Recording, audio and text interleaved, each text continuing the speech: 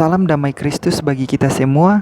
Kembali lagi bersama saya dalam channel ini, dan saya ucapkan selamat datang serta selamat bergabung bagi saudara-saudaraku yang baru bergabung dalam channel ini. Mengenai kesempurnaan Al-Quran, kita harus tahu dulu, harus jelas dulu kesepakatan dengan mereka itu apa yang dimaksud dengan sempurna. Karena bisa saja berbeda arti sempurna antara kita dengan mereka, bahkan di antara kita sendiri pun selalu ada perbedaan-perbedaan di dalam satu istilah. Jadi kesempurnaan dalam konteks apa sebenarnya yang dimaksud dengan sempurna itu kitab mereka.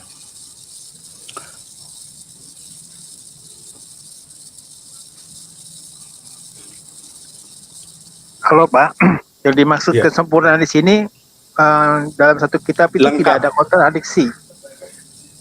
Tidak ada kontradiksi Pak, itu yang kita anggap sempurna Pak. Oke, itu pengertian kita, tetapi Ya. kalau itu pun yang menjadi patokan, banyak yang kontradiksi, Pak. Itu banyak kontradiksi. Sehingga Ya, itulah. sebenarnya lebih tepat mereka yang menjelaskan kepada kita supaya kita bisa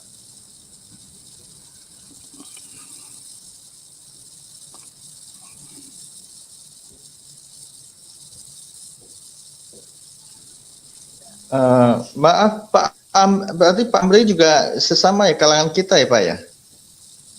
Halo, Pak Amri? ya gimana? Pak Amri juga maksudnya kalangan Kristen atau dari Muslim? Kristen, Pak. Oke, nggak apa-apa. Waduh, nggak apa-apa Pak. Tadi saya Jadi sudah sangat berbahagia kita ambil gitu, tapi nggak apa-apa. kita mencoba fair kan. Jadi Iya, kita betul, juga betul. karena kita dasar kita adalah kasih. Jadi selalu kita mencoba untuk memberikan itu dengan cara pandang dari sudut itu, Pak. Nggak masalah. Jadi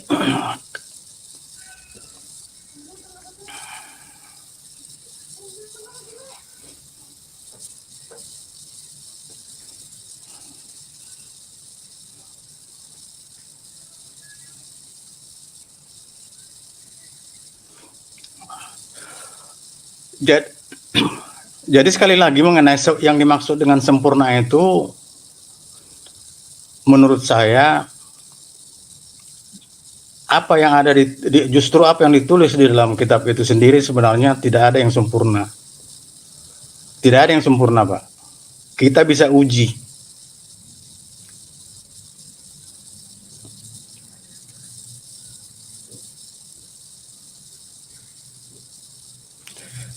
Supaya teman-teman tahu, selalu mereka mengatakan bahwa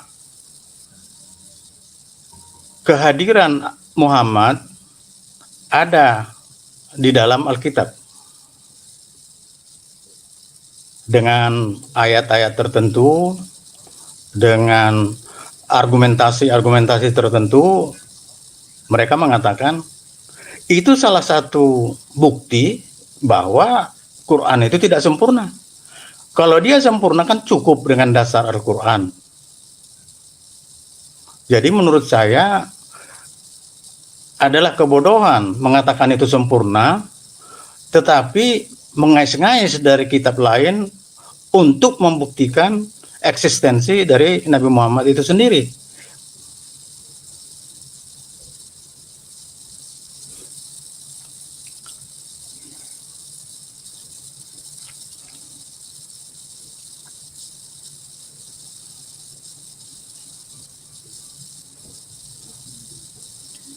Ya silakan yang lain juga barangkali memberi informasi. Ya Pak Nenggolan silakan Halo.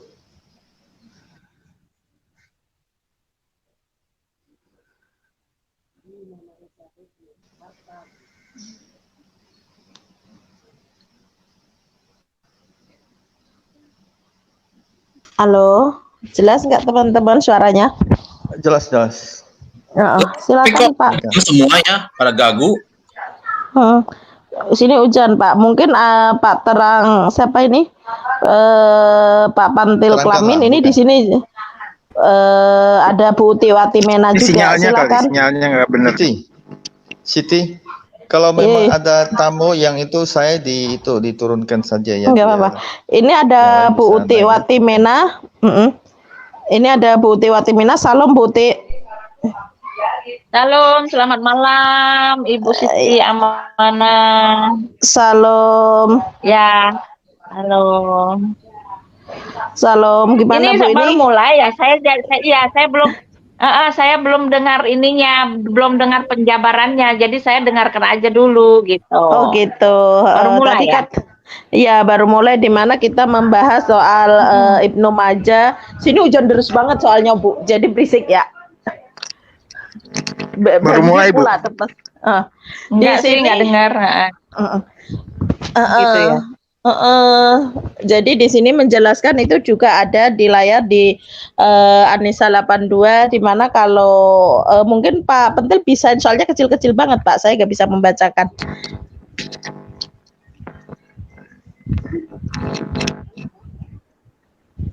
Halo. Halo Pak Pentil. Iya, Anissa, iya. Anissa 82 di mana di situ menjelaskan kalau surah itu dari Allah dan pasti tidak akan bertentangan gitu, dan Ibnu Majah yang di mana ada istilah hukum rajam gitu, istilah hukum rajam dan menyusuin dewasa gitu loh, orang dewasa, dan di mana surat Suaranya itu nggak ada jelas, di Bu. Iya. Halo, jelas Pak? Jelas ya? Halo, Mas. jelas ya? Iya, saya dengar. Oh. Jelas, saya dengar. Ngerti. Jelas. Di mana di situ ada di surah Jelas. di Ibnu Majah ya, hadis Ibnu Majah di situ dijelaskan 1934, di situ dijelaskan kalau ada istilah hukum rajam dan menyusuin dewasa ya, menyusu dewasa. Dan ayat itu ada di bawah kasur Aisyah, dan saat Rasulullah wafat, saking sibuknya mengurus jasad Rasulullah, ayat-ayat itu dimakan oleh burung gitu. Nah, di ayat kemarin dimakan kambing, sekarang burung, dan di situ juga ada istilah menyusu dewasa, hukum rajam juga, dan itu tidak ada di Al-Qur'an gitu. Apakah itu yang ayat yang dimakan kambing atau burung itu menyusuin dewasa juga? Terus di situ juga bertabrakan juga di Anissa 82 di mana dijelaskan kalau ayat itu dari wahyu itu dari Allah, tidak akanlah bertentangan atau bertentangan gitu Bu. Gitu. Nah, kalau emang Al-Qur'an itu paling dari burung, satu bilang dari yang satu bilang dari dimakan burung, satu dimakan kambing gitu. ya Yang gitu sekarang Bu. dimakan burung, Nah, Bu. Yang sekarang dimakan burung, Ibnu Majah. Ini saya share screen untuk Ibnu Itu Majah. Ibnu Majah itu sahih nggak sih? Sahih nggak? Saya nggak tahu standar kalau bagi gini loh Pak Bu, kalau mereka di sahih standar sahihnya dan tidak standarnya, selama itu mendukung mereka itu tetap sahih. Tapi yang sahih kayak kemarin hadis sahih Bukhari ya sampai dibacakan itu sahih Bukhari loh Bu. Bagi mereka juga nggak sahih. Nah ini kita mau mempertanyakan itu, apa katanya kan Al-Quran kan yang paling sempurna dan paling lengkap gitu loh Bu. Kalau sempurna kok ada yang hilang, kalau hilang berarti nggak sempurna dong gitu. Iya, sempurna kok, yang berlaku tuh justru hadis gitu loh. Hadis itu kan tahun berapa ya? Setahu saya ada hadis itu tahun 200 setelah Muhammad meninggal. Lalu hadis-hadis yang sekarang ini kan terbitan tahun berapa gitu loh. Iya kan? Itu kan karangan manusia. Pak Kalam juga bisa bikin hadis. Itu kan siapa tadi Ibnu Majah itu kan nama orang biasa kan, siapa dia gitu loh. Iya kan, nama orang biasa, alim ulama doang gitu loh. Bagaimana bisa dikatakan sempurna? Orang hadis itu bukan perkataan firman Tuhan, yang menulis di situ bukanlah Tuhan, bukan mendapat wahyu Allah. Mereka nggak dapat wahyu Allah kan? Iya kan, satu-satunya yang dapat mandat itu katanya kan Muhammad. Tetapi ternyata dia Muhammad mendapatkan wahyu juga kan nggak jelas itu loh, nggak ada buktinya itu kan, Jibril itu ada atau tidak. Katanya kan dari Tuhan, tetapi kan hubungan langsung dengan Tuhan nggak pernah ada. Yang berhubungan sama dia Jibril. Nah, Jibrilnya juga nggak ada gitu. Lalu abis itu katanya dibikin Quran. Lalu Quran itu katanya sempurna, tetapi harus didukung begitu banyak para penafsir-penafsir. Iya kan? Makanya aku nggak salah, mereka marah sekali, mereka mengatakan mereka marah sekali sama saya kemarin kan. Orang saya bilang agama mereka itu mereka mengkonsep sendiri Tuhan mereka tuh. Mereka konsep dulu Tuhannya itu seperti apa, seperti apa, seperti apa. Lalu mereka buat itu buat ayatnya gitu loh. Ditafsir-tafsir. Jadi tafsirannya itu harus mengarah kepada konsep mereka. Nah, kalau kita kan enggak, kita udah punya konsep dulu.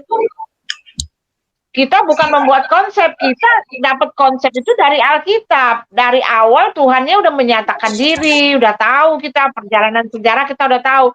Jadi konsep kita tentang Tuhan itu kita udah tahu. Gitu kan? Jadi Alkitab itu ya tinggal baca aja. Ya kan nggak dapat di sini, baca di kitab di ayat selanjutnya ketemu di situ. Nah, kalau mereka konsep tentang Tuhan itu mereka buat sendiri dulu. Masalahnya nggak ada berita apa-apa tentang Tuhan, itu nggak ada berita apa-apa. Di mana dia, apa dia, bagaimana, itu kan cuma konsep aja. Ya kan, nggak sama seperti kita. Tuhan kita menyatakan diri, Tuhan datang dalam tiang awan, tiang api, gitu kan. Iya, jadi Tuhan kita tuh nyata gitu. Jadi kita punya konsep yang jelas. Nah, kalau mereka harus ditafsir dulu, dibuat konsep dulu, baru dibikin tafsirannya gitu. Ya begitulah yang kalau saya tahu sih. Iya, seharusnya kalau sempurna udah nggak butuh tafsir. Seharusnya kalau sempurna udah nggak butuh tafsir, nggak butuh hadis kan gitu, Bu. Nah, sedangkan nggak butuh lah. Bagaimana? Nah, itu namanya udah sempurna berarti. Nah, ya kita tanyakan aja, Bu. Kita nggak boleh berasumsi sendiri kan. Kita harus menanyakan kepada mereka gitu. Mungkin ada. Gimana, Bu?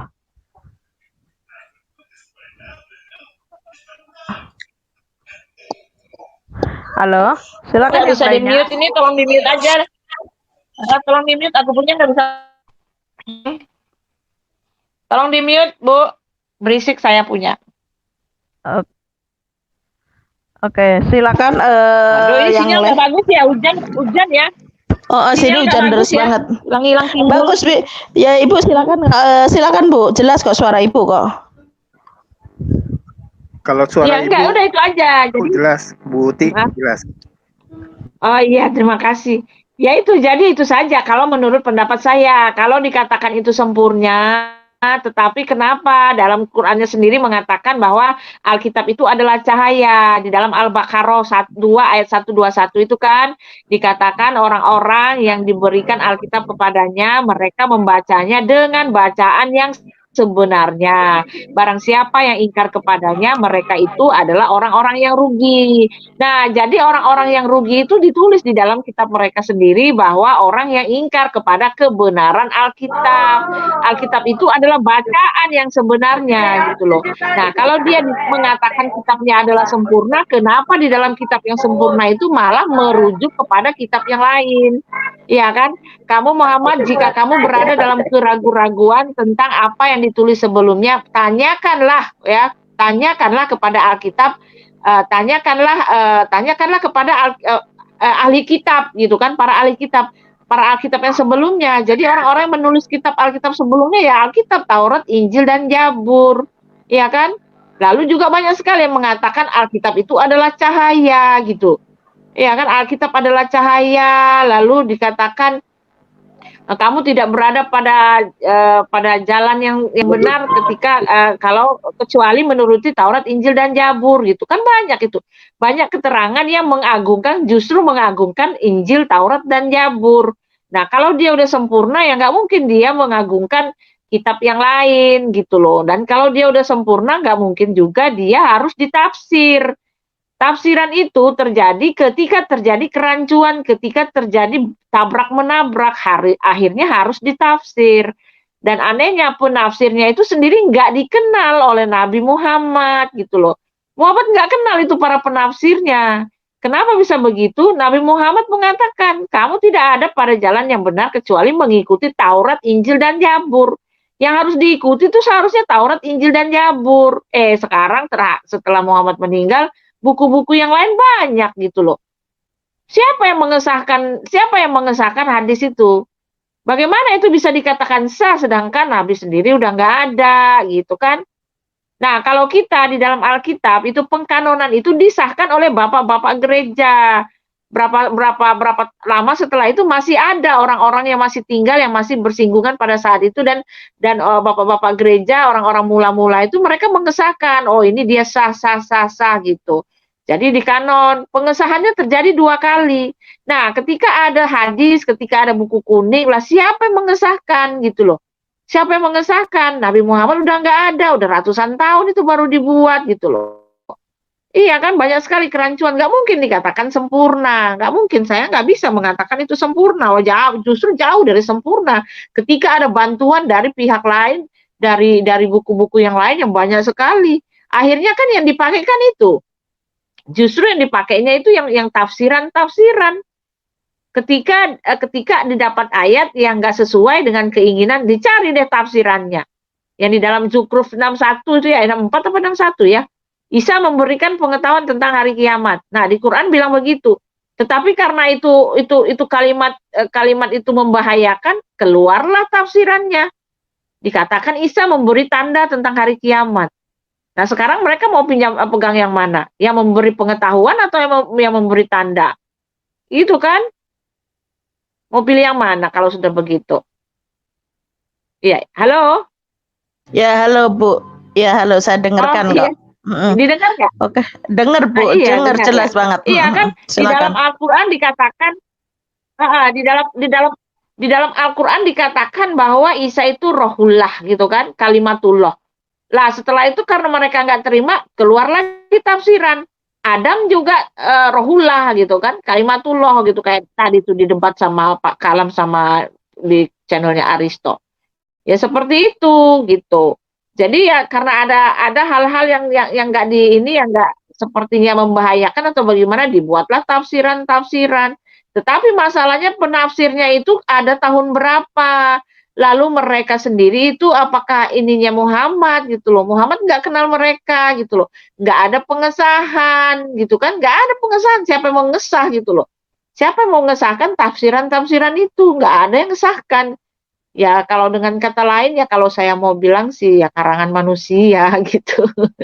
Ya maaf, tetapi ini kalau ada muslim ya tolong di ini ya, disanggah kalau saya salah gitu. Ini saya hanya mengajukan saya punya itu ya asumsi ya.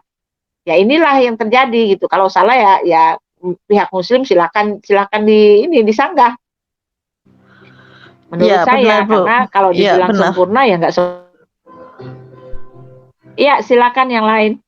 Oke, terima kasih Bu Uti. Mungkin Pak Seputar Iman ada tanggapannya, silakan Pak Seputar Iman. Shalom, selamat malam. Salam, selamat malam. Lama kita nggak jumpa ya Pak Seputar Iman ya. Apa kabarnya, sehat kan? Sehat. Kayaknya sekarang Pak Seputar Iman sibuk sangat sekarang. Oke, Kerja. silakan Pak Seputar Iman. Oh, udah Ya. kerja, weh. Iya, kejar Haleluya. setoran nih Pak Seputar Iman nih. Live terus.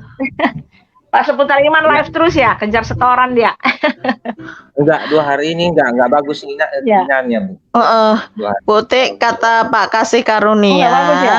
mau disahkan Ya. tapi belum ada materainya Pak waktu itu Pak Putih. Oke. Halo. Selamat malam Ibu ya. Selamat malam semuanya.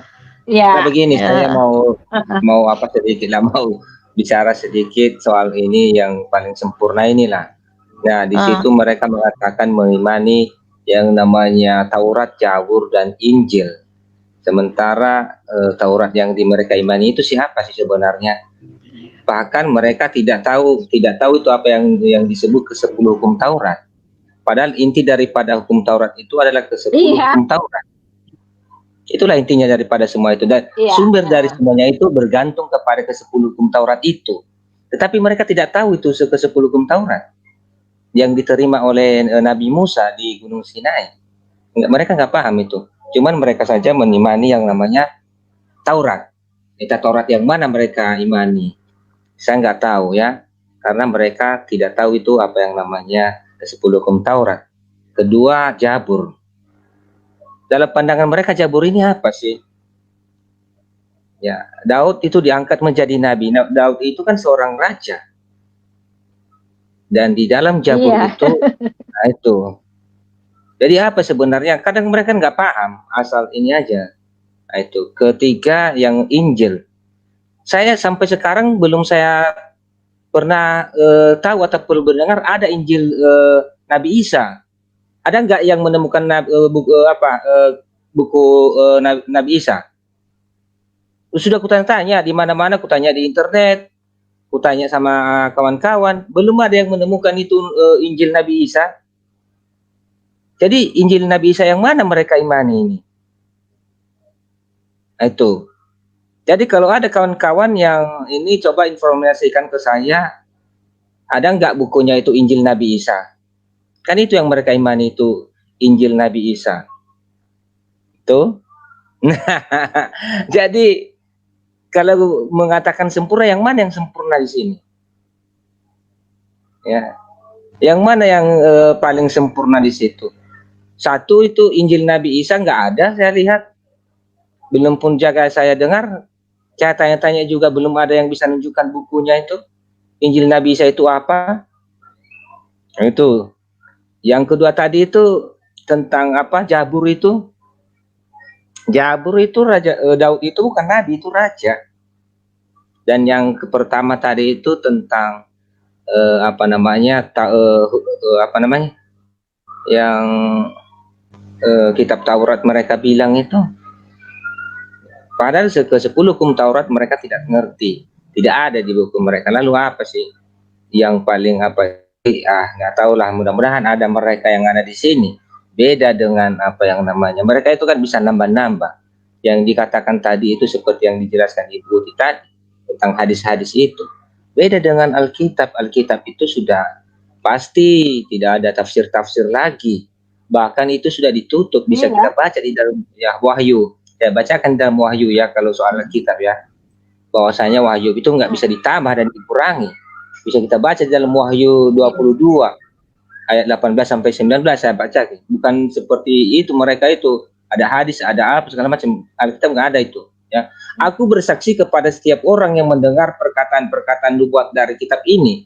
Jika seorang menambahkan sesuatu kepada perkataan-perkataan ini, maka Allah akan menambahkan kepadanya malapetaka-malapetaka yang tertulis di dalam kitab ini. Ayat 19. Dan jikalau seorang mengurangkan sesuatu dari perkataan-perkataan dari kitab nubuat ini, maka Allah akan mengambil bagiannya dari pohon kehidupan, dari kota kudus seperti yang tertulis di dalam kitab ini. Jadi, makanya kita orang percaya tidak ada itu yang namanya namanya tafsiran-tafsiran. Alkitab itu nggak perlu ditafsir, berbahaya kalau ditafsir-tafsir. Ya. Ini yang namanya sempurna, nggak perlu ditafsir, karena bisa menjawab dirinya sendiri. Ketika ada pertanyaan bisa dijawab sendiri. Ya itu, beda dengan itu. Udah ada pun hadisnya, oh itu bukan sahih, itu doif. Yang doif itu besok itu sahih. Tersuka-sukanya mereka, sering saya lihat. Iya, kalau mendukung ya sahih, kalau nggak dukung. Iya, kalau mendukung iya sahih, tapi kalau nggak mendukung itu doif. Makanya saya bilang pertama itu apakah gara-gara karena mereka ini membuatkan ada 73 ini kelompok sehingga mereka beda-beda. Kan bisa juga itu Ibu.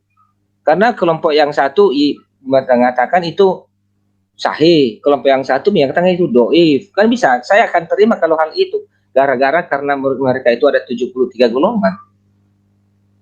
Nah, jadi yang mana sekarang yang sempurna? Yang 73 golongan ini kotok-kotokan. Yang satu mengatakan itu sahih, yang satu mengatakan doif. Artinya belum sempurna. Yang sempurna itu satu kata. Iya, seperti orang Kristen mengatakan Yesus itu Tuhan. Tidak ada orang Kristen yang mengatakan, walaupun beribu itu denominasi Kristen, tidak ada yang mengatakan Yesus itu Tuhan. Bukan Tuhan. Tidak ada itu orang Kristen.